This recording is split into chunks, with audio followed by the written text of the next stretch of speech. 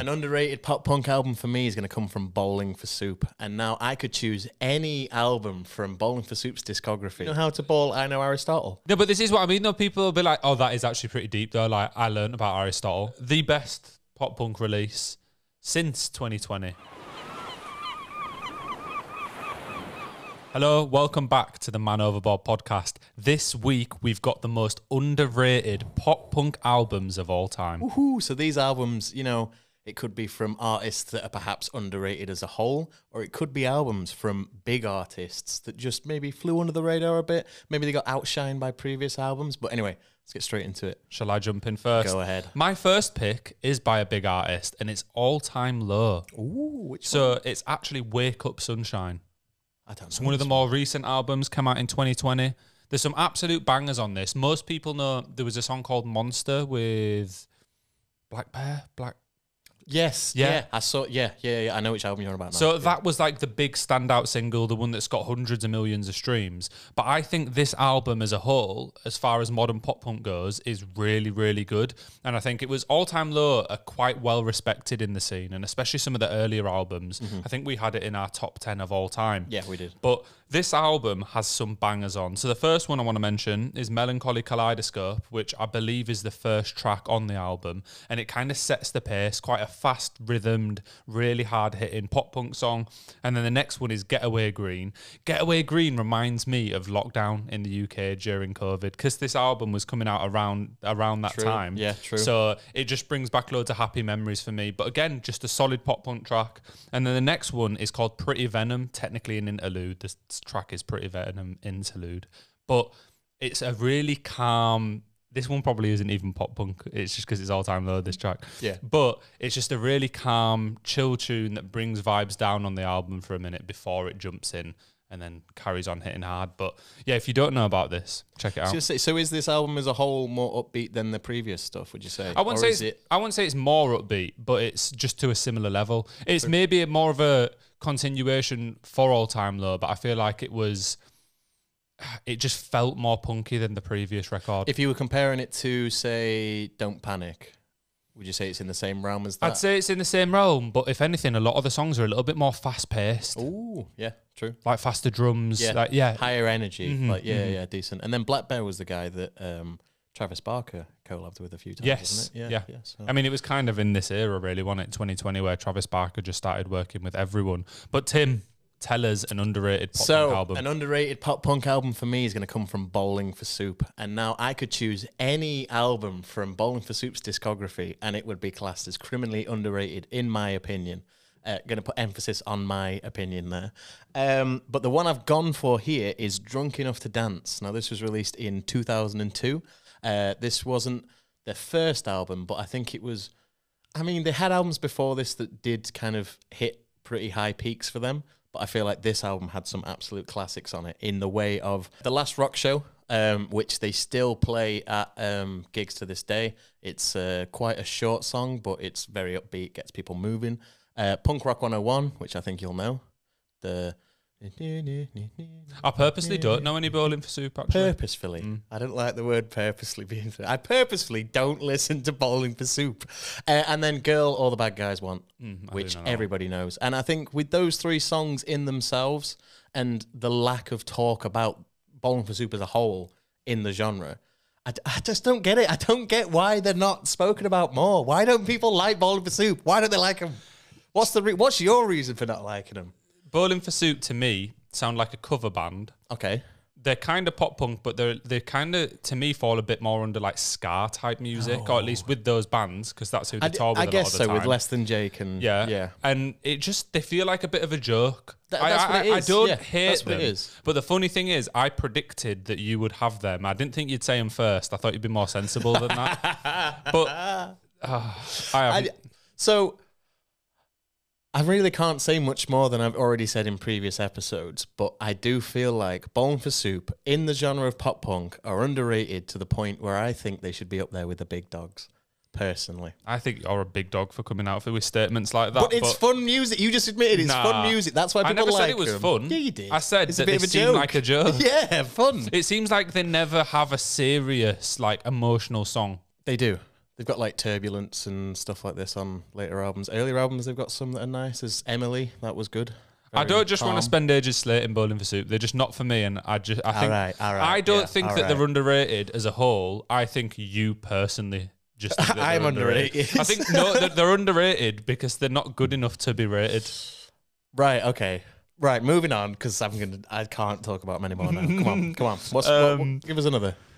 My next shout is the Menzingers. Ooh. After the Party. Are they pop punk? Yeah, they're pop punk. They're like Midwest emo-y pop punk. Sure. Yeah. I've seen them at Slam Dunk anyway, so they've got to count. That classes. This was a 2017 release, and the first track I want to talk about is called After the Party, same as the album.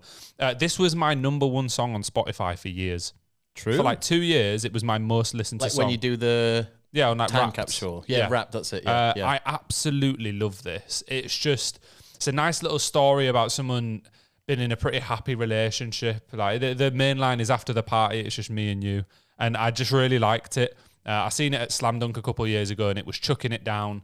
And I have loads of other good memories with the Menzingers since then. I've seen him in New York and in Manchester with different people, different friends. But this album is underrated. The Menzingers are as a whole. I think they've only got about 500k monthly listeners on Spotify. I was going to say, me personally, I don't think I've ever fully listened to the Menzingers before. I think you'd really like them. I think you'd really get along with them. I don't know why, but I put them in the same category as like indie. Why do I put them in that category?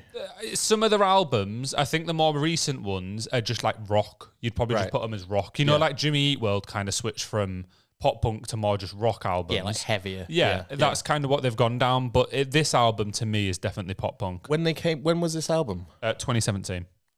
Oh, so it's quite recent then. Yeah, not too long ago. Yeah, they've released another few since then. When did they start out as pop punk? Yeah, they've always been in that scene. Why do I think they're in the same scene as like Arctic Monkeys? We'll listen to them after, but some other tracks we'll listen to are Lookers, another big banger, and Your Wild Years. So they're my 3 picks off this album. All really good songs. There's 2 singers as well in the band, so it's quite nice switching between them throughout tracks. It keeps the album fresh. But the Menzingers are massively underrated in my opinion, and I'm waiting for the day, probably what happened now, that they blow up. But then they're like touring heavyweights. We had Spanish Love Songs on, and they supported them in America. But Menzingers are on tour 24/7. Fair play. Around the world. Fair play. To be touring as much as bands do and to still put out albums that are classed as, decent, I think that's impressive. I think it's good to see that. Let's move on to my next one, which would be The All American Rejects by The All American Rejects. So this... It's difficult to say whether this is classed as underrated or not because the All American Rejects aren't underrated as a band. But this release was also not really that underrated when it came out. But over the years, I feel like people have stopped talking about this initial release of theirs and they kind of hark on with more recent stuff. But this was in 2002, so another early one again.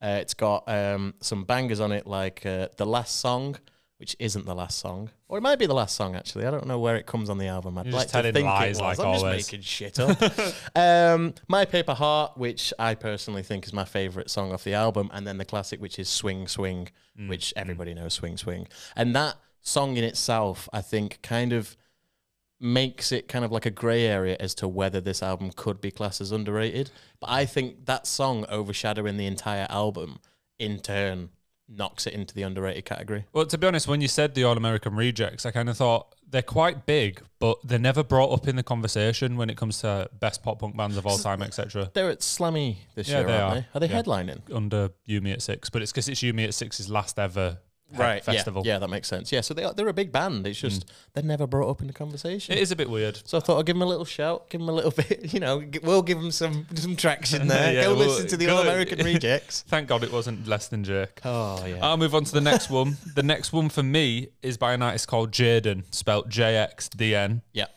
Worked with Travis Barker a hell of a lot, has tracks with Machine Gun Kelly, etc. as well. The album is Tell Me About Tomorrow, his debut and only album to date. He's releasing another one soon though.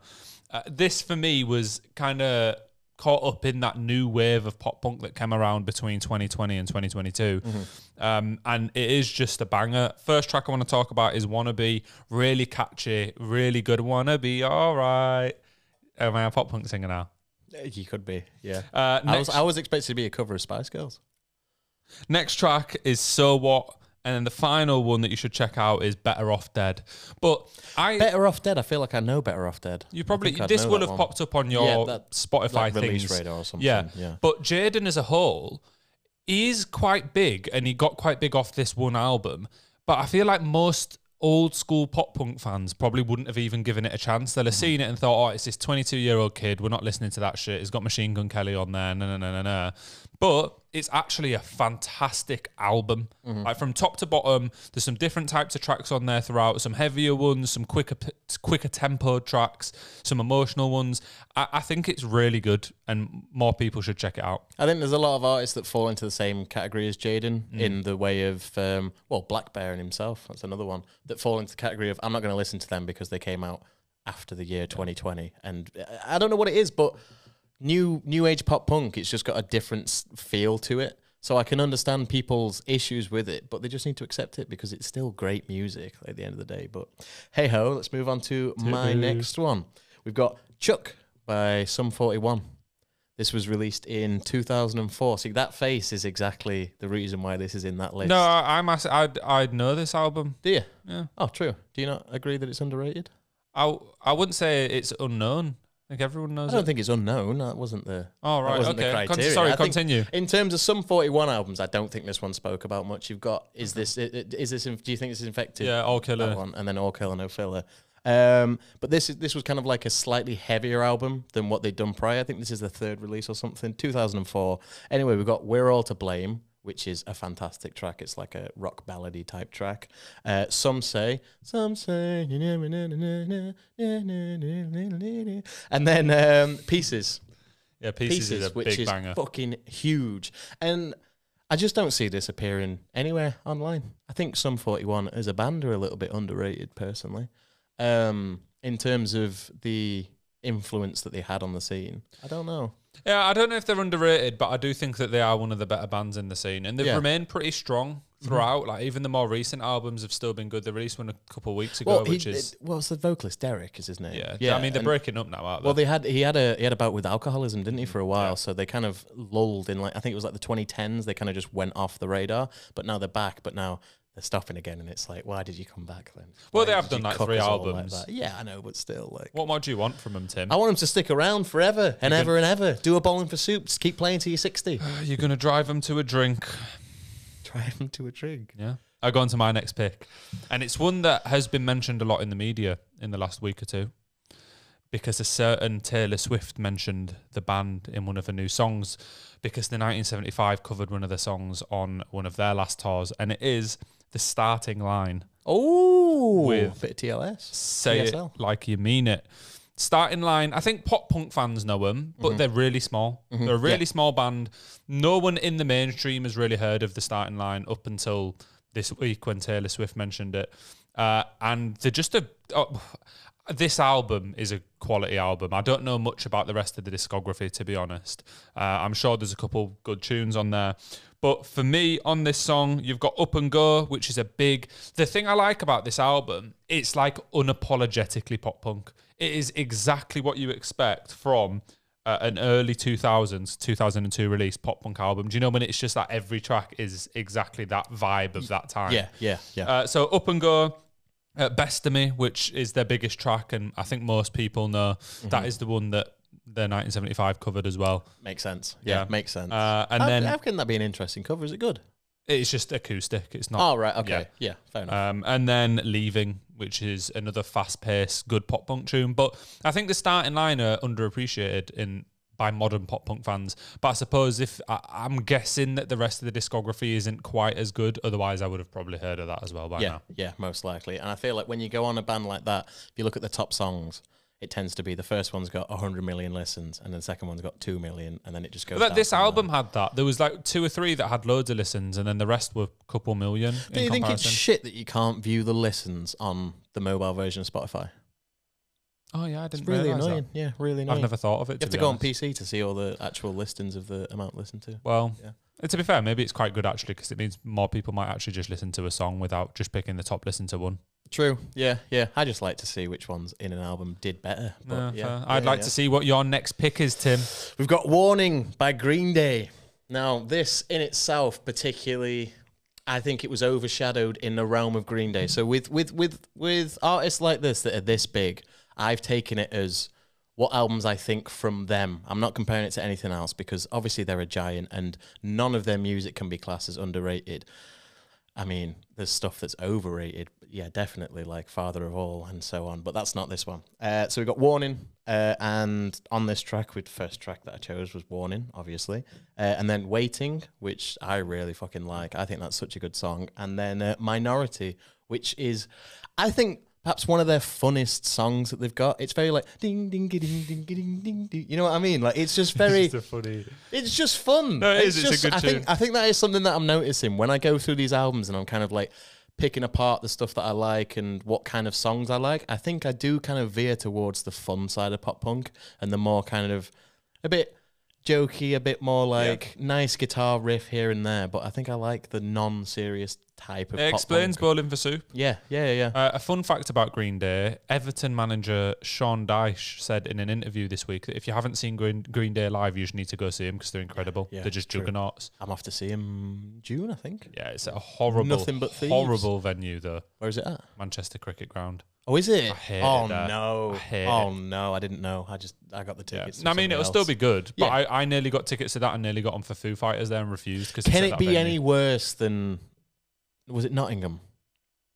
Where did we see Hella Mega? Huddersfield. Huddersfield. It's worse. It's worse than It's that. worse. Fuck. But it's a cricket no. pitch. Yeah. Isn't how big a cricket pitch is? Yeah. It's pointless. Yeah. That's going to be interesting. So But good luck. Anyway, yeah. I Moving agree. on. I agree with that shout. I agree with that shout. Definitely. Yeah, I think it gets overshadowed by a lot of the other releases, especially American Idiot, which is a fantastic album. But then everyone forgets about Warning. Well, Green Day was solid for years, weren't they? And then they just dropped off a bit in more recent years. But that happens to most bands. Yeah.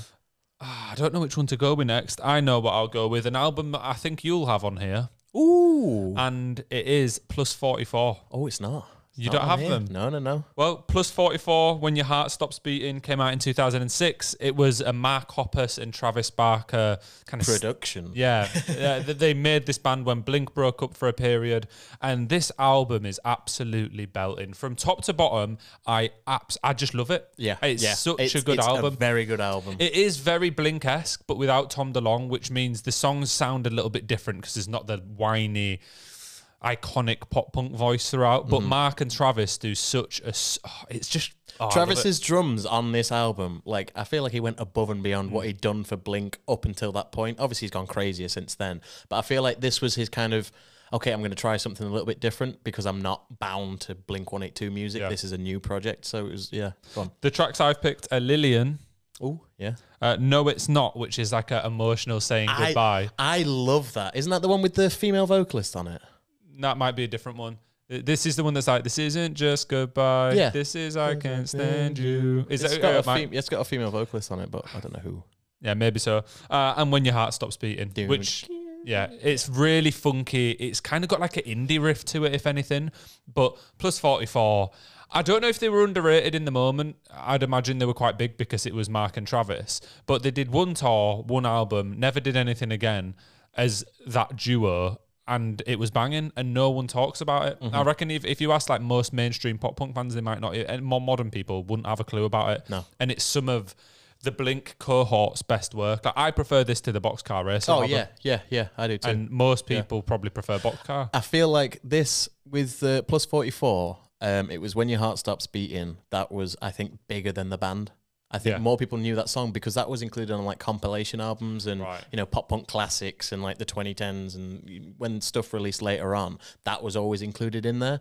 But I feel like more people would know. You go, do you know Plus 44? They say no. You say, When Your Heart Stops Beating, they'd be like, yeah, of course I know. Of course I know that. Yeah, Okay. Yeah. Also, weird that they've gone with Plus 44 because that's the UK's telephone code, isn't it? It is. Yeah. I wonder if there's any correlation there. Yeah, I always find it weird when I'm searching it into something because I've got to put a plus sign in on like Spotify, and you never do that other than that. Yeah, true. What happens if you just type 44? I don't know. We'll test it. Yeah. What's your next pick, Tim? So my next pick is going to be Pretty Odd by Panic at the Disco. So this has been overshadowed. You've told me before that Panic at the Disco aren't pop punk. Yeah, I know. And then you've included them in both pop punk. Every list ever. Yeah. This album, I would argue, is not pop punk. But I've still included it anyway because it's, you know, I don't understand where Panic. Can we discuss that? Where do Panic sit? What are they? Well, I said It's they like were pop folky. punk. It's like folky, punky. My problem here pop-punky. isn't with Panic; it's with you. With me, yeah. Because I Yeah, said, of course it is. I Always said, is. I said that they're pop punk, and you shouted at me. You were like, "They're not pop punk." And I want you to find that clip. Find that clip. I will. Yeah, I'll find it. Fuck it. I don't believe that, but I probably did say that. Yeah. This album in itself was like folky infused. It was a bit different for the time. It was way ahead of its time. And I've also made a notice to say, why are they classed as pop punk? Because I'm also confused. But anyway, some good tracks off this were She's a Handsome Woman. That's a very good track. Pas de Cheval. I'm guessing I'm saying that right. It's a bit of Pas de French. Cheval. But of course, with any album from this era of like late 2000s, the names just aren't even related to the track. Like the lyrics aren't in the track. It's nothing to do with it at all. And then 9 in the Afternoon, which is just a certified banger. And again, 9 in the Afternoon is bigger than the album, which isn't a surprise because that tends to happen. But I think it overshadows everything because everybody will know 9 in the Afternoon, but they'll have never listened to Pretty Odd. And I think from top to bottom, it's a fantastic listen. I used to listen to it on, you know, if I was getting a train to Manchester or something, it was on my little iPod and then I'd just have that on. And it was really good for like, I found it was good for like escapism because it kind of, it's very airy, it's light, and it's just, it's happy, it's nice, it's folky, it's just a good listen. And I think more people need to listen to it that haven't already. Sorry, I was just, No, I was just checking some. Weirdly, this definitely isn't pop punk, but I really liked the Death of a Bachelor album. Yeah, that was all right. That was all right. definitely more pop. Yeah, but 100%. I think that's, other than the first like couple albums, that's Panic's best work. It was much better than the last two before they've gone. Vices and Virtues, I think, is my favourite. Not my favourite, but my favourite of like more recent ones. And then that one had the Ballad of Mona Lisa on it, I think. The one with Ballad of Mona Lisa on it, which was like, whoa, Mona Lisa. Oh, right, yeah. Yeah. To me, Panic just feels more like theatre music. It is theatre kid music. It definitely falls into the category of emo, mostly because of the music videos and like I Write Sins, where he's got the eyeliner on and he's wearing the fucking suit that MCR wear, those kind of suits and shit.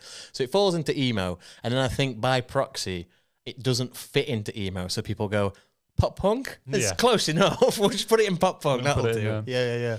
Oh, I'll give you one that is definitely in pop punk. Ooh. And it is... Damn. Damn by fucking Kendrick Lamar. It is Machine Gun Kelly. Yeah. Okay. Tickets to My Downfall. Is this the first one? This is the first one. Okay, I'm fine with this. Yeah, I would not have his next album in there. But I've said it before. I'll say it again. Sorry if you've heard this. But Machine Gun Kelly brought back pop punk to a certain extent. He helped to onboard it with the current generation. He brought it to a new generation. Yeah, When you look back, I've got another album somewhere in here from that period as well, but I've mentioned Jaden. That All Time Low album came out at a similar time. Travis Barker was working with literally everyone in the world. But Machine Gun Kelly, with this album, did such a good job of introducing a younger generation to pop punk. And I think that a lot of those people have actually stuck around as well, because clearly Blink have got quite a young fan base still at the minute. And a lot of these bands are still selling out everywhere. Not that that is on him, but people disrespect Machine Gun Kelly to a mad level.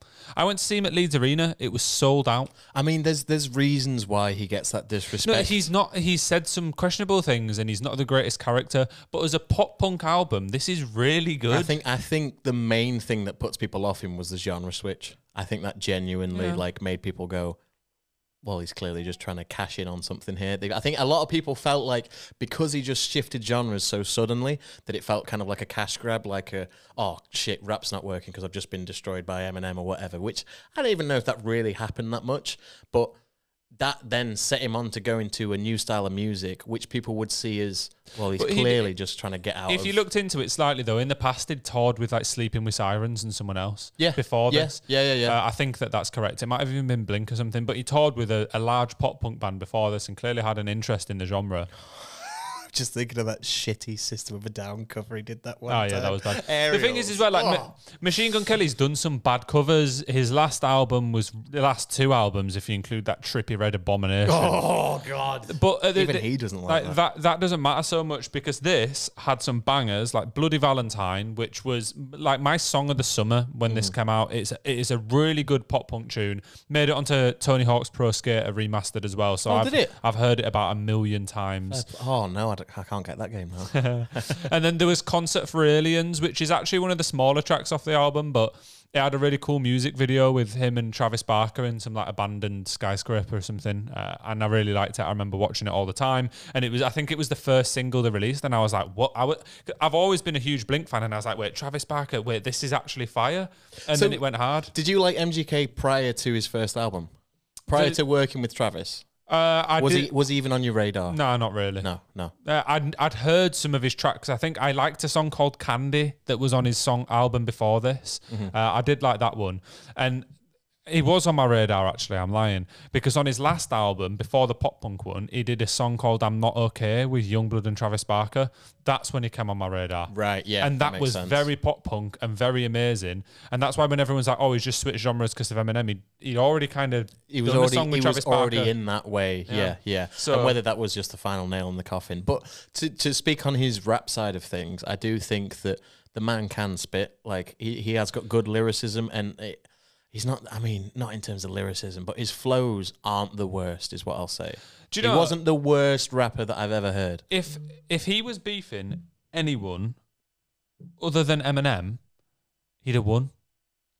Probably, yeah. The Eminem diss track was actually very good. It was well constructed, but then that just made fucking Killshot even better because he deconstructed. But this is what I mean. Said. The problem is Eminem is such a talented rapper and lyricist that it's like the worst person to I don't know against. why he did like, it. He doesn't even really take cheap shots. But the thing is, it kind of worked for him because it got him all of the exposure he needed. Oh, yeah. He went over to pop punk straight after, so it's a question of whether that ended it or whether he chose to do that because he was coming to the end of his rap career and he just wanted a big... Let's let people know who I am, and then I'll release a pop punk album. And to be honest, the amount of people that have dissed Eminem before, and Eminem doesn't even respond. Yeah. So he must have listened to that track and gone, oh no, that's actually pretty decent. I've got to respond to this. Well, and then it was also because he talks about Haley on Twitter, saying for a 16-year-old or something like that. He said a really noncy tweet, basically, yeah. And Em hates it when you talk about his daughter. So he went back, he saw all that stuff, and that was one of the reasons. Sounds like Machine Gun Kelly. But my last track on this album was Forget Me Too featuring Halsey. A bit more of a slowed down song for some of it, and then it kicks in a little bit. But yeah, Bloody Valentine, Concert for Aliens, Forget Me Too. I think most people who like pop punk will have probably given this a go and automatically hated it just because it's MGK. But maybe give it another go and actually take it for what it is, and you might enjoy it.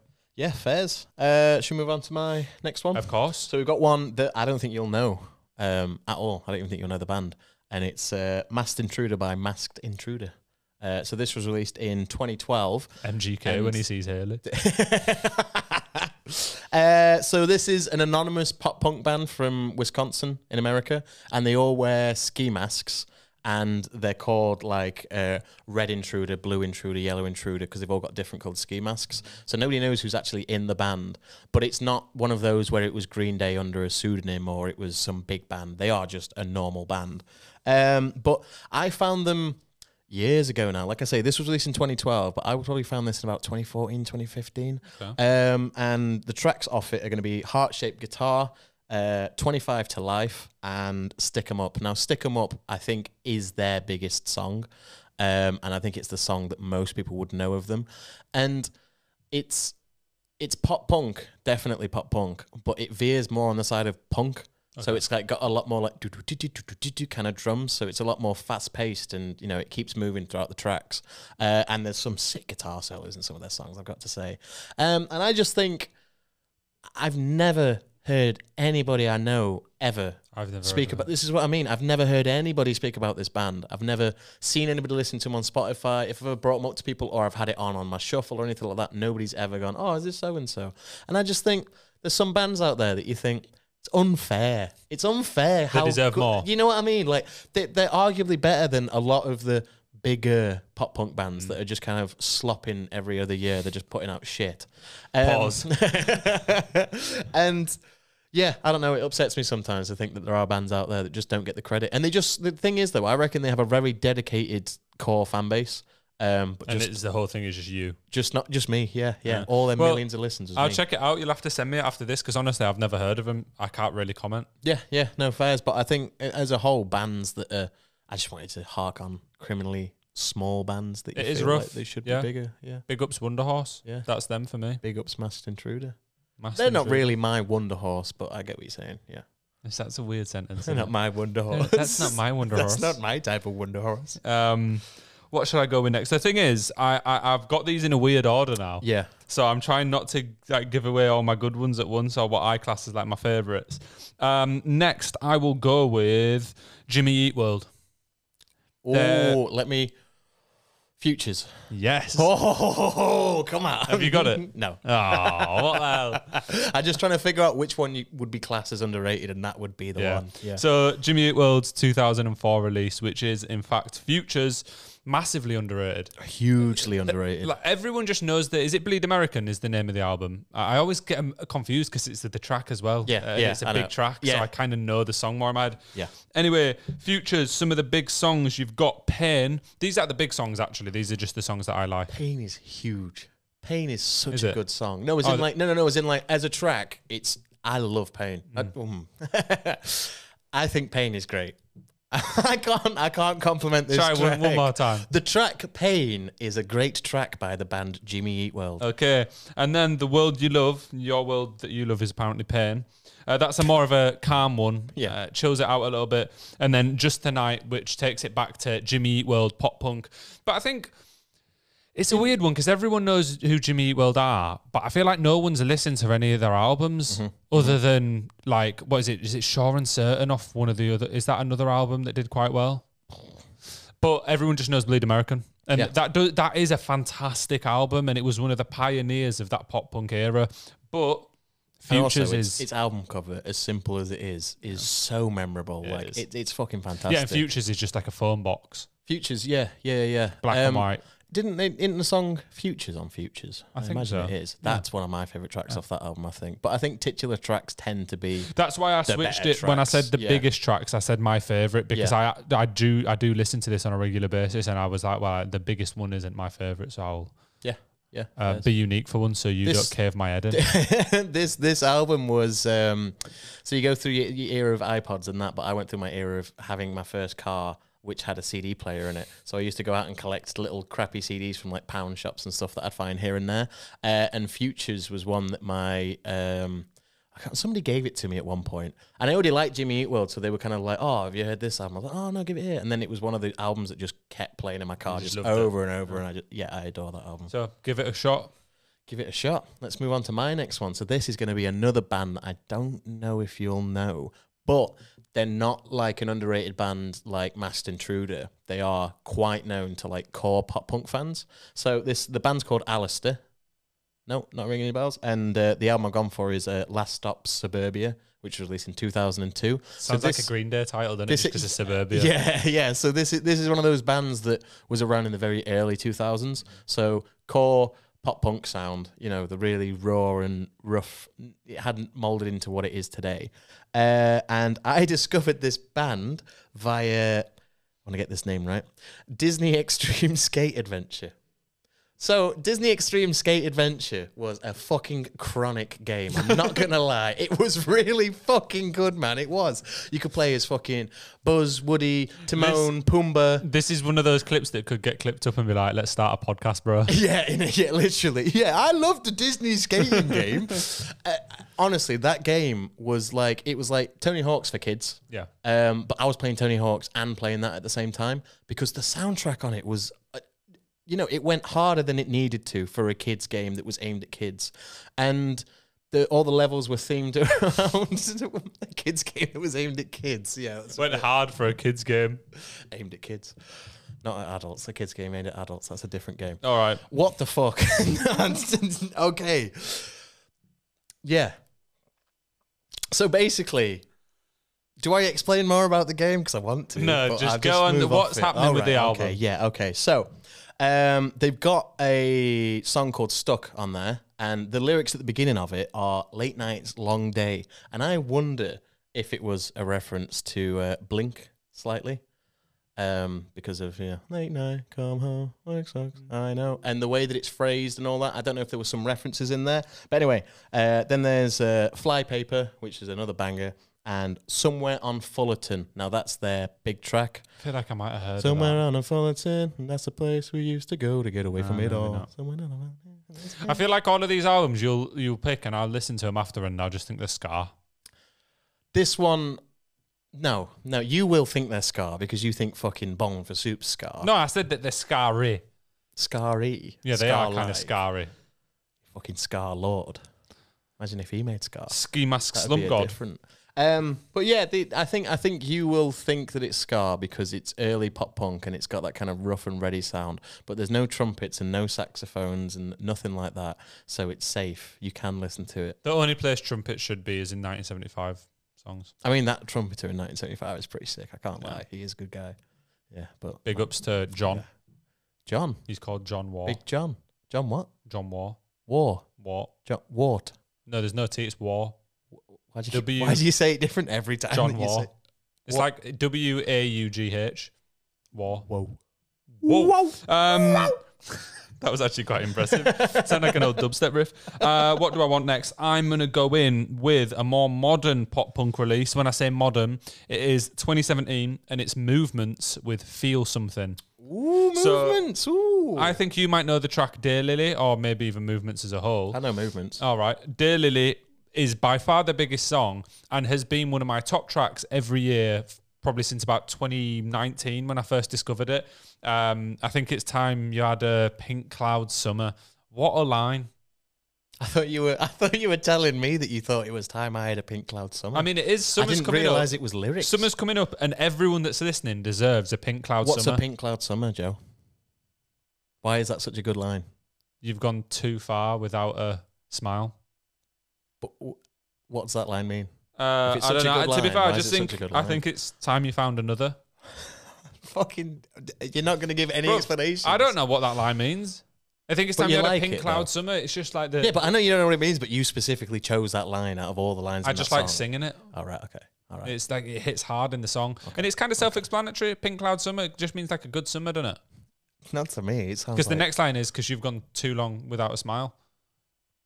Is Pink Cloud Summer like, you know, when it's sunset and it's all Yeah. like really nice and it Yeah. looks nice and all that shit? Okay, that makes sense. That makes a bit more sense. I feel like you questioned me. I don't know what that little interlude was about. Oh, I thought there. we were talking about like candy floss or something in the sky. But as a whole, Tripping balls. Feel Something for the rest of the album, or for a lot of the album, maybe falls slightly more towards punk as opposed to pop punk. It's just a little bit heavier than some pop punk tunes you'd probably imagine. My other two favourite songs off of there are Suffer Through and Full Circle, which are slightly more on the heavier side of pop punk. Both big bangers though. But for me, like, just this album is one I can listen to from top to bottom. I think most modern pop punk fans will know it. It's one of those that you see all the time, but not everyone does, and I think everyone should. I feel like with Movements, I've got like one of their demo tracks saved from a while ago, and I feel like they had an album with like a TV head person on it or something. It's like a drawing. Maybe. Am I thinking of the right band? I don't know. But yeah, no, underrated, definitely. Yeah, Big yeah, ups yeah. to Movements. Yeah, big ups. We'll move on to mine. So I'm in the same realm as you. This is 2017 release, and this is an English band, Waster, WSTR. Now, I think they are just unbelievably underrated, and the album I've gone with is Red, Green, or In Between. Do you know WSTR? No. You don't know WSTR? Oh. Yeah, I do. You should do. Yeah, I thought do. you might. I Yeah. always thought it was Western. Well, some people say Waystar, some people say Western. I'm pretty sure it's Waster, WSTR. Does it not have an N in? No. You carry on anyway. Yeah, so it's WSTR, and I remember this dropping, and I remember the hype that surrounded this album. All of my friends were listening to it. Everybody I knew was kind of, you know, oh, who's this new up-and-coming pop-punk band? But then it seemed like after this, nothing happened. They had so much promise, and they had so much, like, possibility to become a bigger band. but it just seems like they lost all traction, and I can't understand why. I never really looked into it. Because I invited them on the pod and they didn't answer. Oh, did they? Yeah, they played Broodnell last year and I invited them on. Oh, true. That's why. This is why you lost all credibility, See, lads. there you go. If you found this and you're looking for underrated pop punk bands, you're cancelled. Yeah, you're not on the list anymore. You're not coming on here. Nah, but no, you are. You're welcome. Yeah, there's Scouts out there. They're from England. I don't know whereabouts. Anyway, when I've listened to them, I think they're quite good, but they're not good enough to make it on my playlist. Do you not reckon? No. Do you not reckon? So the songs I've gone with are Lonely Smiles, Eastbound and Down, which is fucking great, and then Featherweight, which is my personal favourite and an absolutely huge track. And I would argue that if Featherweight was released in the, I don't know, 2000s or maybe early 2010s, that it would genuinely be on like pop punk compilation playlists and pop punk compilation albums and all that stuff. Because it's just, I don't know, it feels very different. It's that new wave of pop punk. You know, where it's not quite 2020 pop punk, but it was like mid-2010s pop punk. Yeah. I think it's really hard for British bands to break through as well. Like, if you think about it, only really Neck Deep have got to like the big stratosphere of doing big US tours. So these have like 200, 300k listeners or something. Yeah. And I mean, fair enough, I didn't really listen to the later releases because they didn't really appeal to me. They kind of... The problem with these kind of bands is they start really strong on pop punk and they really hark on that pop punk sound. And then the very next release, they decide, oh, let's do it a little bit more melodic. Let's add some fucking acoustic and stuff like this. And it's like, yeah, that's great, but you need to solidify your fan base first. And you can't alienate your fan base after one album because they're not going to carry over. And then they won't listen to any future releases. Maybe they just didn't feel like that anymore. No, I guess so. But I don't know. I just feel like it's, you know... So it's that specific album that's underrated then? You're not saying that they are as a whole, just the first album? Just the first album. I mean, they are underrated as a whole anyway. But that first album is definitely criminally underrated in my opinion. Fair enough. Do you know what's criminally underrated? Go on. Blink-182 Neighbourhoods. Yes, it is. It is unbelievably underrated. I never understand why this album got all the hate that it got when it originally came out. I think maybe now the rhetoric like online has changed a little bit. People don't seem to hate it as much as they did originally. But at first, people certainly did hate it. Nowadays, if you go into any subreddit or anything pop punk related and you search for Neighbourhoods in there, there'll be a whole flood of comments saying, this is my favourite Blink album. I love this album and all this stuff. Definitely at the time, it was critically panned, and it was also panned by all of the fans. Like, it just wasn't received well, and I still can't understand why. I think Neighbourhoods is a better album than One More Time. Yeah, I'd agree. And One More Time got much better reception. I think Neighbourhoods is a better album than 80% of the discography, to be honest. Well, yeah. But no, I don't think it's better than 80%. Do you know the thing about Neighbourhoods? In the same way that you were going down the route of like, you know, the side bands of Plus 44, and then you had Angels and Airwaves, and I know it's pop punk, but whatever. This was the culmination of Tom DeLonge's Angel and Airwaves experience with Mark and Travis's Blinkness. Yeah, true. It didn't feel like Blink. No. It didn't feel like their old albums. It gave them a new lease of life. My favourite tracks from the album is After Midnight, which has got the little... which is just a funky drum beat. So sick. It's so good. Travis kills it on that. The opener, Ghost on the Dance Floor, which I think everyone Another loves. Sick drum beat in the intro. The whole album is like this. When they do it live, they do a little interlude where Travis does a drum solo and there's Tom on the synths, and it's just fire. It's just banging. And then my last pick from Neighbourhoods is Hearts All Gone. That's a tune. It was really hard to pick 3 songs because I like the full thing. It is my one that I'd put in there is MH31013, whatever the fuck you it's called. didn't, but yeah. No, but you didn't put it in there. I know I didn't. I didn't put this album in there. No, but you didn't when we did. Oh no, I didn't. I know. So what do you mean? That's one I'd put in. Because I'm just saying. You're such a snare. Why the fuck? Why do you always hark on things I've said before? Like I can't add to it. Why do you always go, you said that those were your 3 favourite. A month ago, you did your favourites from that album and that wasn't in there. Okay. Point being. I'm just asking. I'm just making sure that you're not losing your mind. Fuck off. Fuck the fuck off, man. You're always out to get me on these. You're waiting to trip me up on something. We'll judge if you've lost your mind by your next pick. Okay, so my next pick is going to be in the same realm as WSTR. This is a band called Rome. Do you know Rome? Yes, I do. You do? Okay, so this is another English band. The album I've gone for is Great Heights and Nosedives. I don't know why I know them, though. because they were, you know, they've got a couple of big songs. Plain Fiction, you might know. Yeah, there you go. Yeah. So this album, I found them around 2014, 2015. They dropped a song, a single called Warning Sign, and it was just absolutely fucking huge. All of my friends really liked it, and we were all expecting big things from them. I went to see them live, I think the same year, and it was just such a good show. The vocalist is really good. He's really short as well, which for a pop punk band, I think is quite common. It's surprising how common it is to have a short frontman for pop punk. I've not noticed that. Have you not noticed that? No. Okay, I've noticed it in a few bands. But yeah, that track, Warning Sign, personally, again, like I was saying about Featherweight, had the potential to be a big pop punk track had it been released years earlier. Obviously, it wasn't.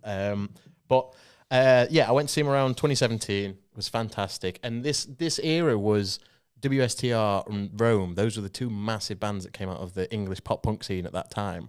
And again, where are they now? It's so sad because they had such potential. Well, they seemed like they were going to just, it seemed like they were going from success to success to success because Warning Sign, then they released the first album, which did really well. They had Plain Fiction on there and all this shit. Who are they now? I feel like it's consistency, you know? Yeah, I guess so. Look at Neck Deep, it took 5 albums before they were more mainstream. Yeah, before people knew who they were. And then they toured with Blink, which was just a big dub. Yeah. But these other bands didn't stay consistent for long enough to get that exposure.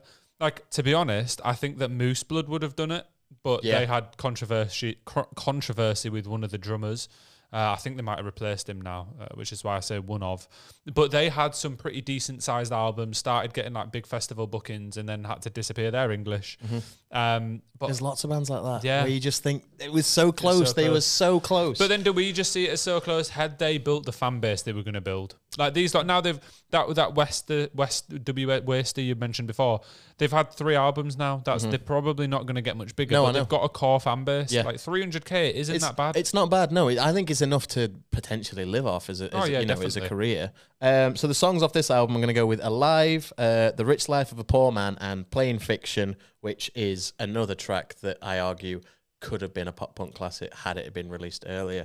Plain Fiction kind of gave me A Day to Remember vibes from that one, from Homesick, the album that is a pop punk album, kind of gave me, but they're not screamo, they're not heavy, they're not anything like that. It just in that realm of a little bit more, I don't know.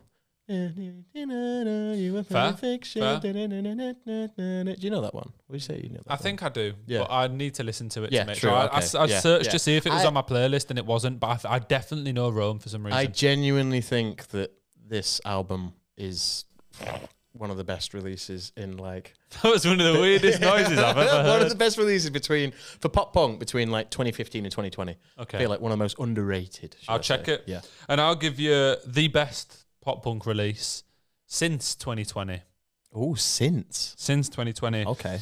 And it is a man that you have seen and really enjoyed in Kenny Hoopla. Oh, yeah. Kenny Hoopla with Survivor's Guilt, which came out in 2021. Technically not sure if it's classed as an album or a mixtape. It says mixtape in the title, but it is an album to me. Enough, They might just not call it an album, so it's technically not his debut because he's still pretty new to the scene. This song has got a Stellar on, which is, I believe, his biggest track and is an absolute belter. And it sounds like he's saying a Stellar. So if you really like beer, you'll love this song. Next song, if you like beer, you'll probably... If you like fucking Jamie T, you'd like that song as well. Yeah. If you like beer, you'll probably also like the next song because it's called Smoke Break, and I'm sure you go for many of them. Smoke Break, to be honest, this whole album from Kenny Hoopla, it was in that exact wave I was talking about earlier. MGK, Jaden, Kenny Hoopla, Avril Lavigne came back. Travis Barker produced this Kenny Hoopla album, and it is so good. I think that's the reason initially that, not that I didn't like Kenny Hoopla, but I was wary of who Kenny Hoopla was because he came with the swell of MGK-ness. But he's his own thing. Yeah, no, he is. Yeah, he's much more unique. When I actually started listening to him, I was like, holy shit, this guy's actually, he's in it. You know what I mean? He has emotion in this track. Oh, definitely. And I've seen him at the Key Club in Leeds, and it was a sweaty, horrible. He was crowd surfing, Broken Mind mic. He was there with the vibes, with the pop punk energy for the whole gig. When I went to see him at Leeds Fest, I think you'd gone by that point. You went to a different tent. I went to see 1975. Oh yeah, that was it. Yeah, for some reason. And Kenny Hoopla, he started climbing the stuff as he always does. But I remember getting him halfway up, and then he was like mid-song or something. He turned around, he was clearly talking to someone, going, I need to get down. And he went, all right, okay. And then climbed back down again. And he was respectful. Clearly he wanted to lose it a bit, but, he reined it in. He wasn't being a dick. And You've got to be nice to the his staff. welcome. Yeah, definitely, yeah. But when I saw him live, I didn't really know that many of his songs, but I can say I was entertained for the entire set. And that's rare. That's really, to see a band you don't know and to think, okay, that was a good gig is a rare thing. Definitely, especially if you don't know any songs. Like usually you're waiting out for one that you know. But he's fantastic. Energy live, energy on the album.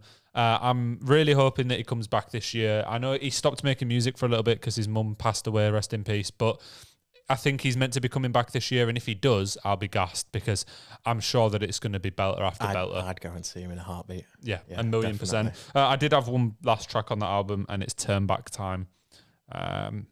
Which, you can imagine what he's talking about doing. That was actually my last one. Have you got another? I've got some honourables. I've got one that I think we need to discuss. So this isn't me saying that it's underrated. I want to know what your opinion is on this on this album and this artist as a whole.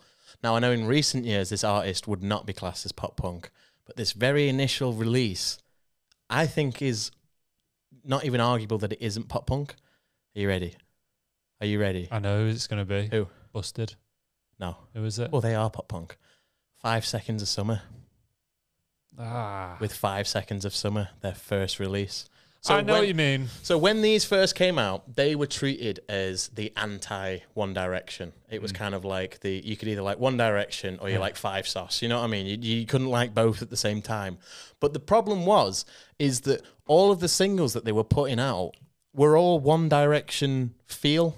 Like, they put out like 2 or 3 singles, and all of those 3 singles felt like they could have been released by One Direction, which kind of put people into the wrong mindset of the kind of band that they were. Emphasis on were, because I don't know what the fuck they do nowadays, but it definitely isn't pop punk. And I think they had potential to be a big pop punk band, like they just never were. You know what I mean? They're the pop punk band that never was. They did a cover of I Miss You once. Did they? Yeah. It doesn't surprise me because they seemed genuine. Like, I think they're Australian, maybe? I'm not sure. I think there's something like that. But I discovered them when I was in high school because they did a cover of I Miss You. Right, That's I know that Youngblood song. That's about it. Yeah. Well, it was Radio 1 play for me. So initially I really disliked them because also you're in that angsty stage of, oh, this isn't real music. This is just One Direction. And it was that whole One Direction hype versus them. And like, it's very unoffensive, easy listening, and I would say it kind of falls into the same category as like All Time Low-ish. Okay. And maybe like American Rejects. Is it more like pop punk? Yeah, definitely. Like real poppy, but a bit punky at the same time. No, I'd say it's poppy punk. Okay. You know what I mean? There's not an emphasis on pop. I need to listen to it to know. Yeah, so I got 3 songs, which is End Up Here, Don't Stop, and Good Girls. Now, Don't Stop was like, Don't Stop. Do you remember that? You always do this, and I never know the song. I feel like you think if you sing it badly, I'll know it more. Well, it's not badly. That's a great rendition. Anybody who knows that song will agree. They'll go, oh, that was a fucking great. I knew exactly what he was talking about. And then the honourable mention, which is She Looks So Perfect, which you will know. She looks so perfect standing there in her American Is that pop punk? Underwear. Well, that's the question. That's the question we've got. But that was the song That's not pop punk. But that was absolutely huge. It was definitely kind of like a 1D. That's one of the songs that was a single that felt like 1D coded. You know what I mean? Yeah. It was clearly aiming for the same demographic of One Directioners. But I feel like the rest of the album makes it then make sense. Yeah. Okay. Well, if you're listening, if you got this far, let us know in the comments. Listen to that 5 Seconds of Summer album after the episode, and then come back and tell us if it is actually a pop punk album. I think there's been enough time that's passed from that release of that song when I absolutely detested it that I've gone back and listened to it. And when I listened to it, I actually enjoyed it, you know. A bit of I actually enjoyed it. A bit of nostalgia for you. Yeah. Not even nostalgia because I hated it at the time. But now I'm seeing it with fresh eyes and I haven't got the mindset of fuck One Direction, fuck them. Blah, blah, I don't mind it. Yeah, I never minded them. I like that they've got a song called Youngblood that I think I think that's them, and I quite like it. I'm really surprised by how tame your reaction was to that. That was the one where I was expecting you to go, oh, I fucking never pop fucking. I've got the same question for you coming up. Oh, dear. So I've got an album in my honourable mentions. I've just got a couple of honourable mentions. I won't go over these in as much detail. Yeah. And it is by a British band that are quite large. That did Leeds Arena last year. And I'm not sure if they are pop punk. And it's McFly. Yeah, they're pop punk. It's a very unknown album by them, though. It's called Radioactive. What's the album cover? It's like fake TVs or something, and there's a big microphone on it. Yeah. So I re-listened to this earlier before I put it on because I thought some of the songs really aren't. They're just like clearly try to be a pop hit, but some of the songs definitely are pop punk, and I didn't know whether to include it or not. But I would say it just could sneak into the genre, and that is for the songs Point of View, Corrupted, and then you'll love this one. You'll love it. A song called Falling in Love, which your mate from Bowling for Soup did a cover of not long ago. No way. Yeah. Fucking hell. But Falling in Love has been one of my favourite songs for years. It's literally just the same line on repeat pretty much. Which one's? Oh, we could have fallen in love. Yeah.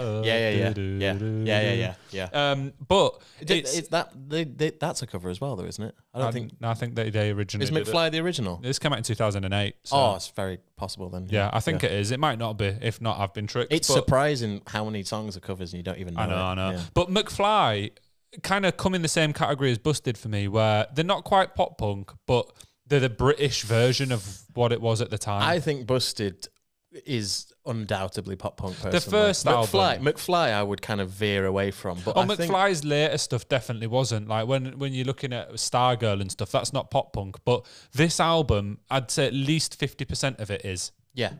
Okay. So I'll give it the title. Yeah. Okay. Did you have any other mentions? I don't have any honourables. All right, I'll quickly go over mine then. My next one is Neck Deep. All Distortions Are International, and it's not that. Are you gonna say it properly this time?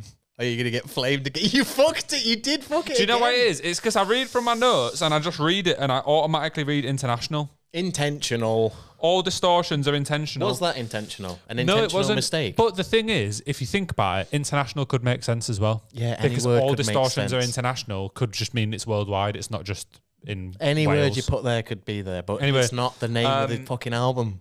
All distortions are intentional, unlike that fuck up there. Top tracks, Low Life, When You Know, Fall. I think that this album from Neck Deep is massively hated on and underappreciated. And I think in a couple of years, it'll be when people look back at it and go, oh, they actually switched the sound quite nicely there. But for now, they just hate it and are really happy they went back to their pop punk roots. And my last one is Citizen.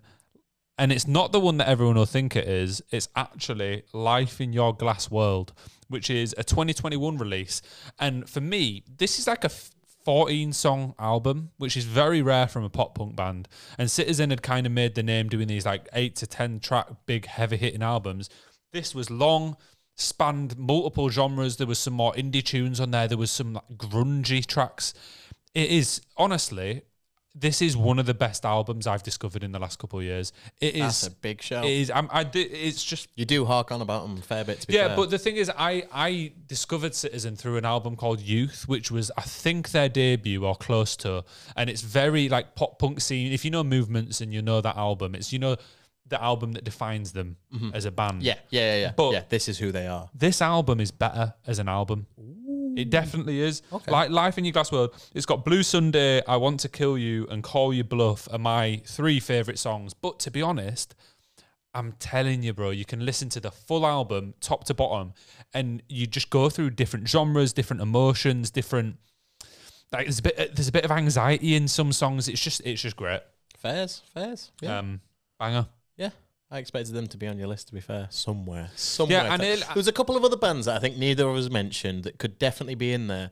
But there's only so much time we've got to talk about. True. I nearly mentioned The Story so far, but I don't know if they're particularly underrated. I think they're bigger than like Citizen and Movements. Yeah, there's a few bands as well that I was thinking of including, but at the same time, I'm like, they're not really underrated particularly. But then again, we've also included bands that were huge with the albums, so it's just been a bit of a mishmash, really, hasn't it? Well, we hope you found some bangers. Yeah. Did you have an album of the week? No, I don't. Do you? Shall I quickly cover it? Yeah, throw it in. Album of the week is something I do every week because Tim never remembers. So it's just an album I've been bumping. This is definitely not pop punk, but it is Kings of Leon.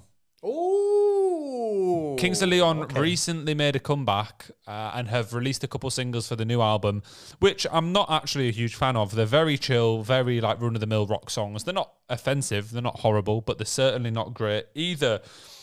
But I went back and listened to one of their, I think it's like the first 3 albums. I don't have which one it is here.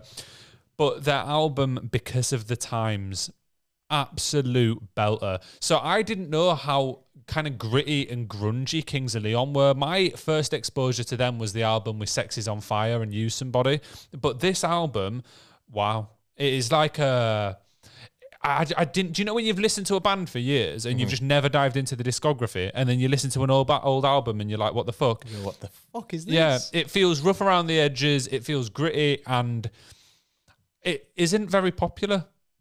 And I think that Kings of Leon fans probably of the newer era wouldn't like it so much, but it is a really good album. So if you don't know about it, check out Because of the Times. Fair enough. I'll throw in an album of the week. I've got one. I did think about it. I just didn't put it down because I just didn't get time. I thought about it earlier today. And that is Pookie Baby by Prof. I've mentioned Prof on the rap episode before. I swear you already used this as an album of the week. No. All right. No, I had Baby No Money. Okay. I had Baby No Money.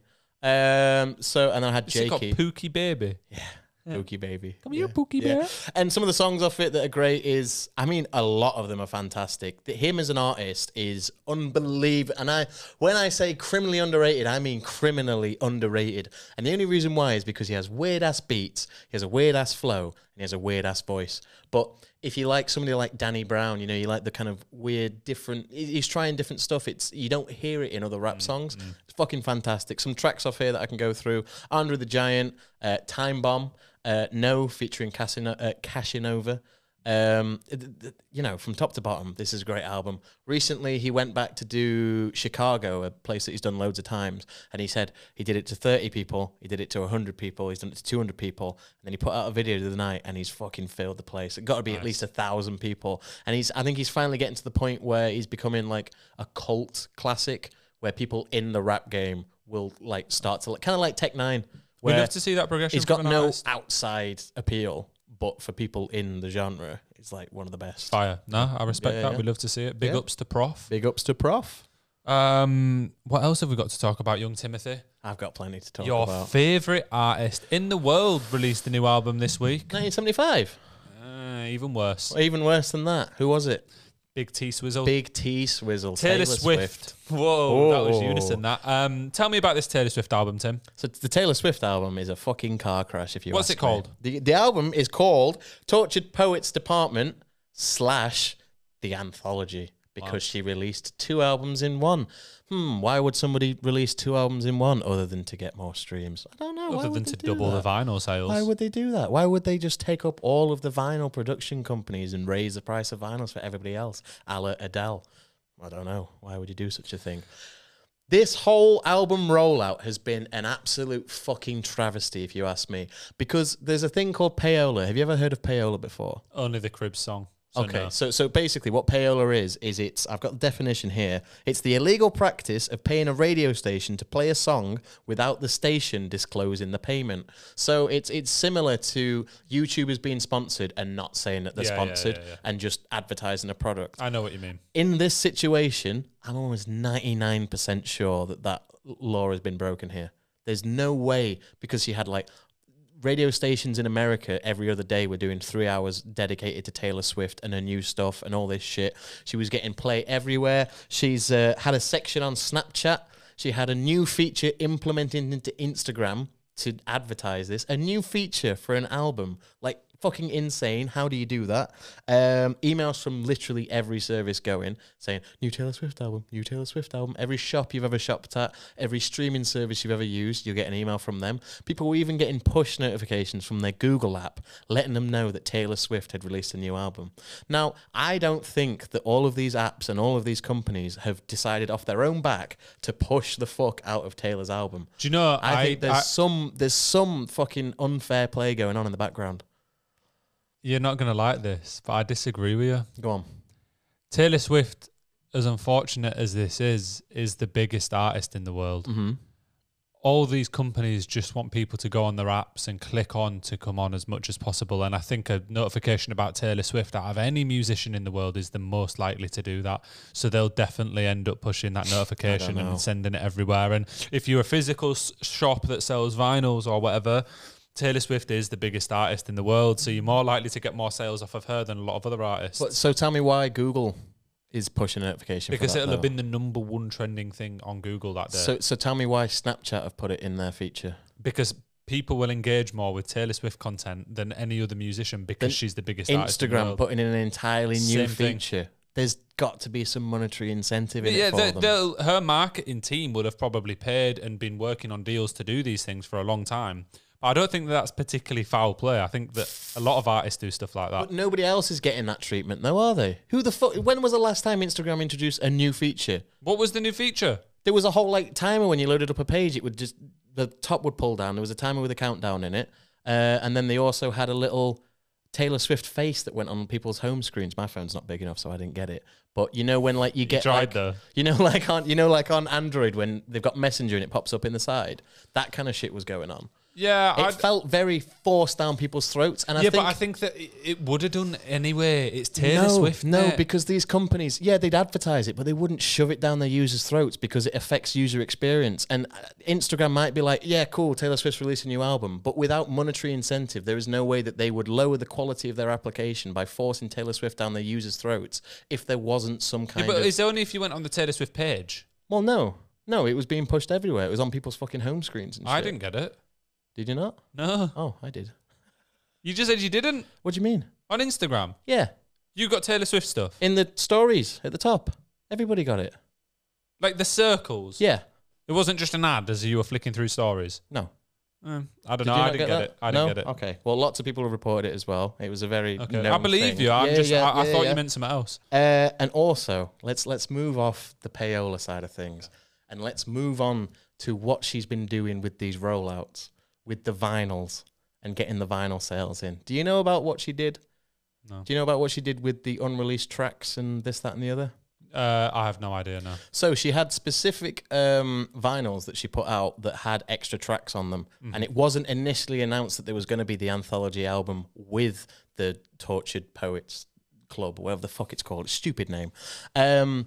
So there was no notification that was going to happen. So what she did is she littered all of these bonus songs onto versions of vinyls that you could buy from Target, that you could buy from Walmart. You had to go around and collect them all. But people put in these pre-orders way in advance because they wanted to hear these new songs. They want to get all this extra stuff. On the day of release of the album, when it got added to streaming services, she put both albums went straight onto streaming services the day of release. So all of these people that have gone out of their way to buy these vinyls with extra tracks on them, there was no So point. what you're saying is the extra tracks were just the extra album.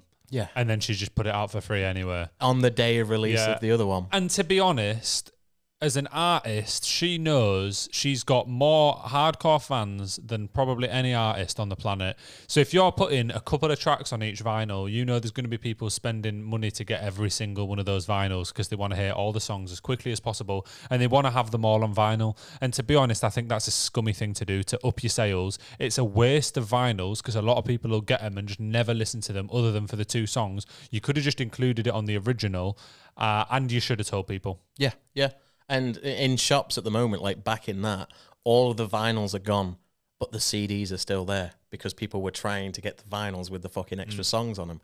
And then on the back of that, I think a thing that people don't consider as much is when these big artists hark on these vinyl roots because it's come back into the mainstream now, people buying vinyls and such. I mean, we can't really say much because we went down that route as well.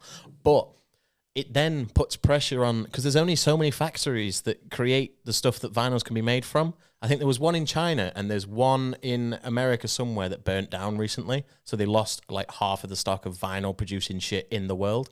And that in turn has then inflated the cost of vinyls across the globe. Like everywhere in the world, vinyls have just gone through the roof in price because production has had to, like, the cost increase is crazy. Because they're taking up all of these production companies' time, making thousands of vinyls for people that are never going to listen to them. And what percentage of fucking Taylor Swift fans do you think are going to be listening to these vinyls on a little shitty fucking suitcase vinyl player with a ceramic needle that's tearing the shit out of them anyway, they're not gonna. It's so bad. Well, this is such a catch-22 because I'm quickly becoming a big advocate for people buying the vinyls to support artists, but when there's 10 versions, the artist is clearly trying to rip off the fans. So it then puts a different thought process in my head where I think you probably shouldn't, because they clearly don't actually care about you, because they didn't tell you that the bonus tracks were coming out for free. And also, Taylor Swift, tell me this is not her just doing what she always does, which is chasing numbers, chasing records, making sure she gets the best. Because these album sales, each one of those vinyls will count as a different album sale. Yeah. And if somebody had to buy 10 versions of it, that's 10 album loads sales of people from will have one done. fan. Yeah, loads of people will have done it. The same with the streaming. She put more on the streaming services on the first day because she knew that she needed those streams. And if she can have them all as one album, which it is definitely not, then streaming numbers will go through the roof as well. I also want to comment on the album, because I think the worst thing about this for me is the album itself is shocking. It's really bad. It is really bad. It's really bad. Reviewers at first were reviewing it positively, clearly because they didn't want Taylor Swift fans to hound them. And now reviewers have started coming out and actually reviewing it negatively because everyone in the world has gone, this is actually really boring, really repetitive, sounds like every Jack Antonoff produced record of the last 5 years. There's a rip-off of a Lana Del Rey song on there. There's a rip-off of a Olivia Rodrigo song on there. And I never thought I'd see a day in my life where Taylor Swift is dedicating a full album to Matty Healy. I can't believe it. I could not believe that that was what was happening. Yeah, because you had no idea about all of this stuff, did you? No, not the 1975 side. I didn't even know they dated. I had no idea. The weird thing about this as well, because do you know when you like one tweet and then you just get in the algorithm? I just thought there was a very obvious link, and I'll explain the link here. See if you get it. Okay. There was a 1975 song on their debut album called "Falling for You." And the lyrics are, all we need's my bike and your enormous house. You said someday we might when I'm closer to your height. Till then we'll knock around and see. There's a song on the new Taylor Swift album called I'm Gonna Get You Back, which is a bit of a weird one in itself. And the lyrics go, whether I'm gonna be your wife or gonna smash up your bike, I haven't decided yet, but I'm gonna get you back, whether I'm gonna curse you out or take you back to my house. Yeah. So it's a direct all we reference. need is my bike and your enormous house. Gonna smash up your bike or take you back to my house. Enormous house, obviously, because it's Taylor Swift, and she just made £7.7 million off every girl in America who's bought all the vinyls. Literally, yeah. But so that's a very obvious one, and I'll put a screenshot of this up for video viewers.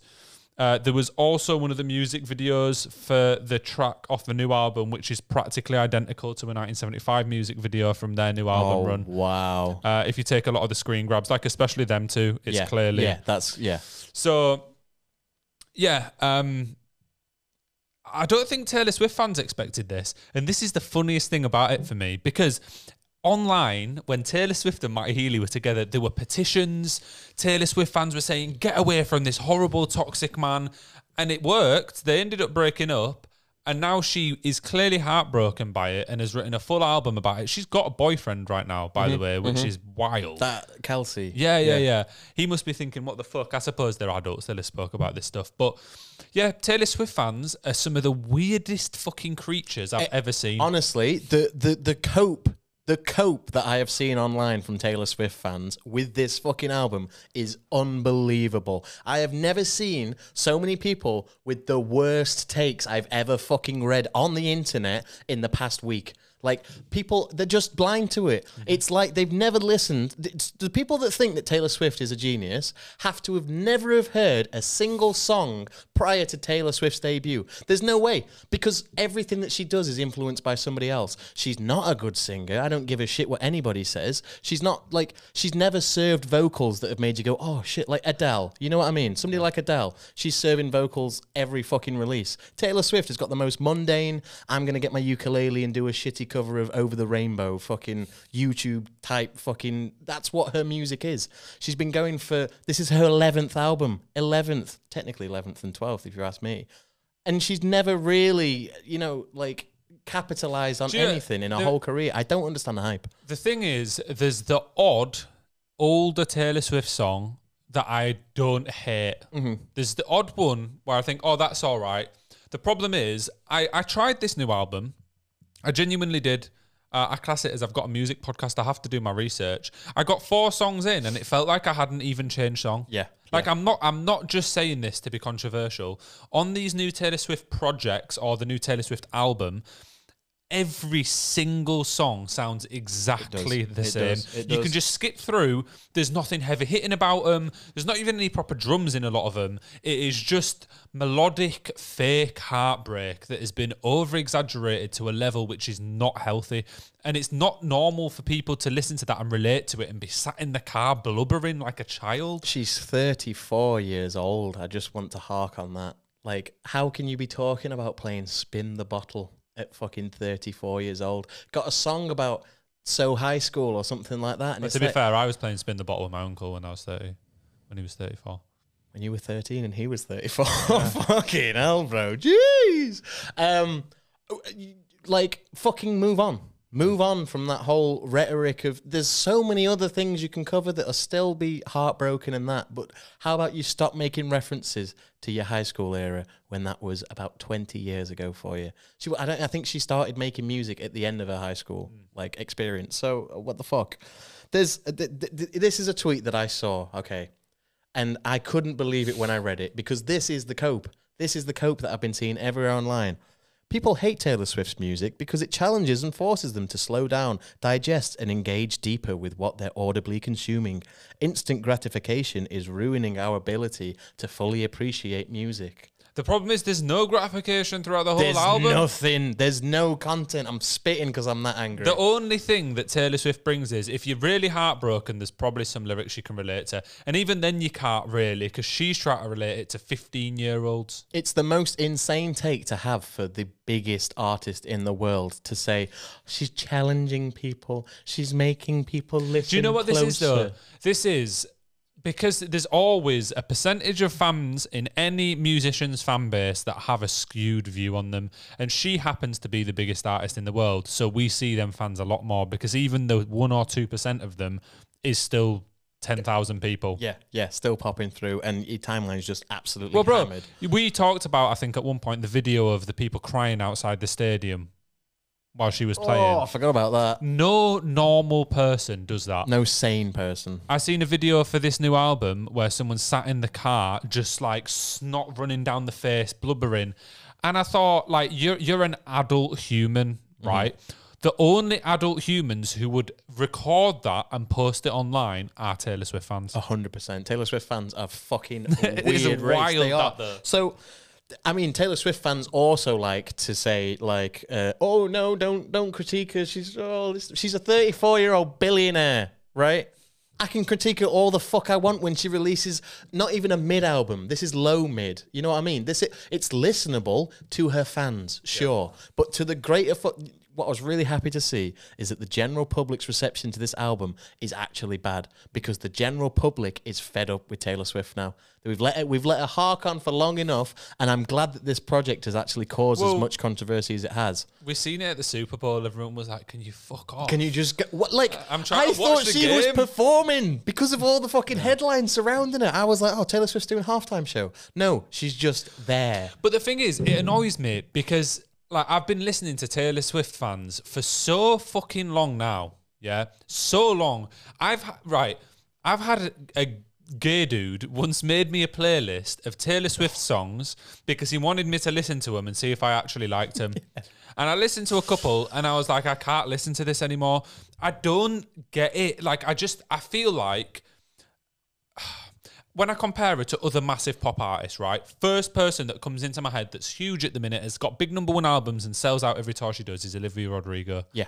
She actually has something about her. Yeah. Some of her songs are quite heartbreaky, pop, slowed down tunes. Some of them are probably even classed as modern pop punk. Mm-hmm. Some of them sound like Paramore. Some of them sound a bit more like Lana Del Rey. And she's younger and doing something more unique. Taylor Swift, to me, hasn't sounded unique in 10 years. No, not at all. Like, her first couple of releases were very different because she was trying to make who she was as a person. Yeah, and she was more folky. You know, a big issue with her recently, though, is that in the past, her music was 100% bigger than her as a person. like Love Story and all those songs were bigger than she was. At this point now, she's grown to such fame that she can't be releasing mid-albums. She can't be releasing low albums. You can't tour constantly and then just don't release the album. Wait another year. You don't have to release an album every year. She's obsessed with numbers. She needs like some kind of special therapist. She needs to go and see a psychiatrist and get this number obsession out of her head. I do also think it's made me realise a lot of the well-charting pop music of late, including the 1975's last album, has all been Jack Antonoff. Mm-hmm. He was on Lana Del Rey's last project. He was on 1975's. He's been on Taylor Swift's last couple of projects. I'm just tired of it. I don't mind some of his work, but at some point, this is what happens. It all just starts sounding the same. Of course it does. Obviously, the 1975 doesn't to the same level because they're a band. They're not a pop girl like the other ones. But it does just start... If you hear the same kind of tunes a bunch of times... I seen a clip on Twitter where it was like the intro to a Lana, a 1975 and a Taylor song, and they're all exactly the same thing, just at different speeds. Mm-hmm. It's Jack Antonoff. That's what he does. Mm-hmm. No, nothing against him. He is actually amazing at what he does. Of course he is. But maybe don't work on everyone's fucking album that's doing well at the same time. And also multiple releases of one person. Yeah. Like, I don't know. It seems a bit in your face. A comparison that this is for Taylor Swift fans. I compare them to Rick and Morty fans. Now that sounds absolutely insane on the surface, but it's this cope. It's this cope that makes me do that. And it's the only reason you don't like it is because you don't understand it. It's the Rick and Morty fanboys say the exact same thing. They say if you don't like the show, they go, "Oh, it's because you didn't get the jokes. It's too intellectual." It's the same with Taylor Swift's music. If you tell a Taylor Swift fan you don't like Taylor Swift, they'll say, "Well, it's because you've not listened properly. You don't understand the depths that she goes to on her tracks. You don't understand what she means when she says, 'Touch me when your bros play Grand Theft Auto.' It's deeper than you think it is." It's fucking cope. It's copium. They're all on copium. All of them. They've all got little gas masks. We need to fucking band together because everyone's hating on us now. It's a gross atmosphere out there and it riles me up. Well, I'm going to be on opium if I have to listen to that fucking album again. There is one other thing I wanted to touch on. I haven't finished. Oh, have you not? No, I haven't finished. Right. Sorry, carry on. No, I think she made a big mistake putting the word poet in the name of the album, because having that in the name of the album makes people think, oh, okay, so the lyricism on this album is going to be next level. She's going to put a lot of effort into it. Instead of people focusing on, how bad the songs actually are, they're all focusing on how bad the lyrics are. And I just wanted to reel off some of the really, really poor lyrics just as to top this section off. Go ahead. So from the song, I Can Do It With a Broken Heart. Now, this is verbatim. I'm so depressed, I act like it's my birthday every day. I'm so obsessed with him, but he avoids me like the plague. I cry a lot, but I am so productive. It's an art. You know you're good when you can even do it with a broken heart. What do these words mean? How is that lyrics at all? She's rhymed day with day for a start. That's fucking dreadful. I hate it here. We could pick a decade. You'll know this one. We wish we could live in instead of this. I'd say the 1830s, but without all the racists. And getting married off for the highest bid. When I saw that, I thought it was a shitpost. I didn't believe that it was real. I had to find the song to listen to it. And when I got to that bit, I went, holy shit, she's being serious. If she went back to the fucking 1830s where there was no racists, she wouldn't have a fan base. She would be no Swifties back there. She wouldn't have no private jet. She wouldn't be flying around the globe every fucking second. She'd be fucking wasted. So High School, here we go. Here's the one where she's... Do you know what this is like? Do you know when you can play Tony Hawk's Underground? Yeah. And you press the button until he smashed the skateboard and he had a ridge. Yeah, this is what's happening This is what's happening. So High School. Truth, dare, spin bottles. You know how to ball. I know Aristotle. Brand new, full throttle. Touch me while your bros play Grand Theft Auto. Do you know what question I have, right? This is my final point on Taylor Swift. I think I'm definitely not 100% right here, but I'm definitely close. The only people who love Taylor Swift and think they can relate to it, in general, 90% is middle class white people. Correct. Because no one in the lower class or even in the really upper class is dumb enough to listen to shit like this and think that it relates to them. Yeah, and to think that it's actually deep. I'm a middle class white person. And as a middle-class white person, I'm saying that this is the type of shit where you go, well, yeah, I did play spin the bottle once. What, you know how to bowl, I know Aristotle? No, but this is what I mean, though. People will be like, oh, that is actually pretty deep, though. Like, I learned about Aristotle. So yeah, okay, they relate no, it but, to that. but yeah. it is that type of person that is her fan are the type of people that would try find deeper meaning in that lyric, despite it being horrible. I mean, they're also the type of fans to think that, you know, a 34-year-old billionaire is somebody that shouldn't be critiqued at any point. And also the kind of fans to think that this line is deep, which is from Who's Afraid of Little Old Me? I want to snarl and show you just how disturbed this has made me. You wouldn't last an hour in the asylum where they raised me. Now, I'd just like to point out that she grew up in a mansion in Pennsylvania. That's all I have to say on the matter. She's just saying shit yeah, but it's at this point. It goes back to my point of it. It's because her fans want to feel victimized. That's unbelievable. Why she's been writing albums about heartbreak at every opportunity for the last 10 years. And her fans are the type of people that always need something to be going wrong. That always want like, oh, well, I'm so heartbroken because so-and-so happened. Oh, well, I was raised in this horrible, lovely home. Yeah. That's actually what it is. Yeah, my mum used to take my PlayStation off me every weekend. That is the type of people. It's weird, man. Yeah. And I mean, the So High School one to me personally as well, we'll move off it after this, but it sounds so much like MF Doom bars. It's something MF Doom could deliver. The fucking truth dare, spin bottles, you know how to ball, I know Aristotle, brand new, full throttle. It's so weird pacing. And the best thing about this is, ladies and gentlemen, we're not biased here. If MF Doom said that, Tim would give it 10 out of 10, one of the top 10 rap songs of all time. I would, if MF Doom told people to touch him while his bros were playing Grand Theft Auto, I'd be like, bars. You'd be there. Bars. I'd be like, come on, Doom. Come on, Doom. Literally, come on, Doom. Whoa. Speaking of rappers, Ye has returned. He has. Yeezy's back. All right. We'll just touch on this quickly. Kanye West is back and he has joined in the rap beef, the Avengers Civil War rap beef that's going on here. So Ye jumped on a Like That remix. Like That is Offset and Metro Boomin, and spat some bars against J. Cole and Drake. Drake and Kanye have had a pretty long-lasting on and off beef where they've sometimes been friends, sometimes hated each other, but this seems like it would be the final nail in the coffin. And of course, Kanye was always on side with Pusha T when Pusha T revealed that Drake has a son, which is mental. One of the best diss tracks in history. You can't beat that. My favourite part about this is, since the last time we caught up, obviously Kendrick did a diss track on J. Cole. Mm-hmm. J. Cole did one back, then deleted it and apologised. Ye said on a podcast yesterday, none of that bitch shit. I think Ye would have J. Cole and Drake 2-on-1. He'd double team them. Oh, yeah, definitely. But do you not think that it's a little bit, I don't know, it's a little bit of like a dickhead move for him to go in on J. Cole now that J. Cole's basically rescinded from the beef? He basically what J. Cole's done there is he says, shit, I've jumped in too deep here. I'm gonna retracted. And he has retracted. He's apologized. He said, look, I was just caught up in it all. I didn't mean to do it. Like 2 days later. No, but yeah. So he realised that what he'd done is make a mistake. Do you not think Kanye going in on J. Cole is a little bit like punching down on someone that's already said, I don't want anything to do with this? It would be if J. Cole hadn't already done a diss track on Kanye years ago that Kanye never mentioned. Yeah, true. Yeah. So I suppose it's been due. Yeah, he probably saw this and thought, fuck that. Because Ye's got tracks with Kendrick. Did you hear Drake's most recent send to with the AI Kendrick, stuff? With the AI stuff. So he included AI Tupac and AI Snoop Dogg, who are both some of Kendrick's idols, and he's announced that. And that's both of them just calling out Kendrick to try and reply to him. Why does Drake want a reply so badly?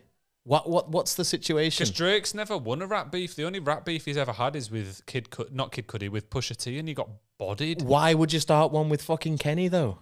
Of all people, the lyricism that comes from that man. Tell you what, though, in the modern era of rap, there's barely ever any beefs, and I feel like this has added a bit of spice to the rap game for the first time in 2024 is popping off, so mate. We're getting some good shit. And yeah, as also, a snippet of his song was played with Childish Gambino on Instagram, which give very Yeezus vibes.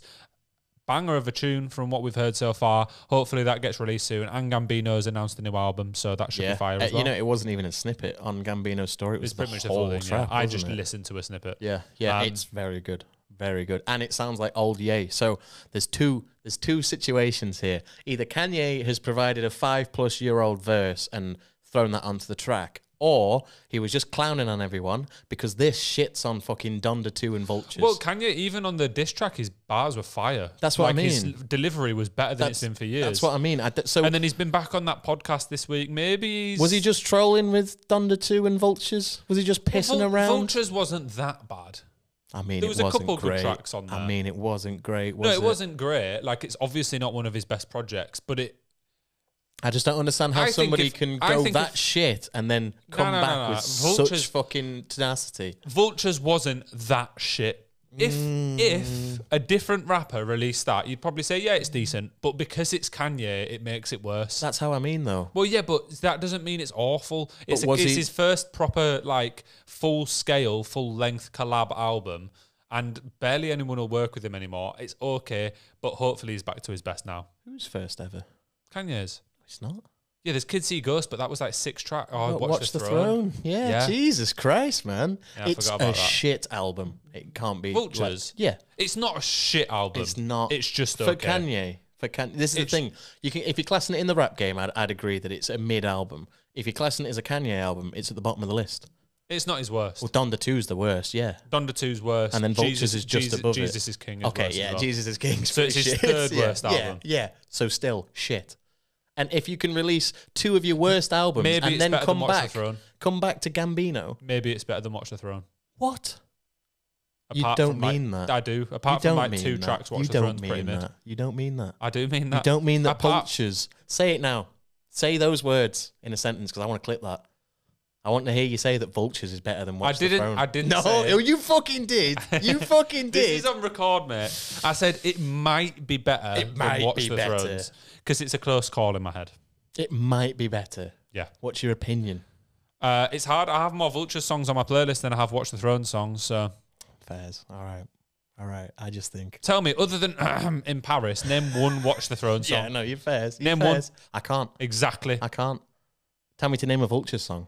Yeah, but you're just uneducated. Oh, there we go. No, I just suck at song titles. I can't lie. Ladies and gentlemen, don't listen to the new Taylor Swift album. Oh, please don't. Don't give it that satisfaction. Don't do it to yourself. But do listen to all the pop punk mentions we mentioned because they are underrated as fuck and you'll enjoy them. They are.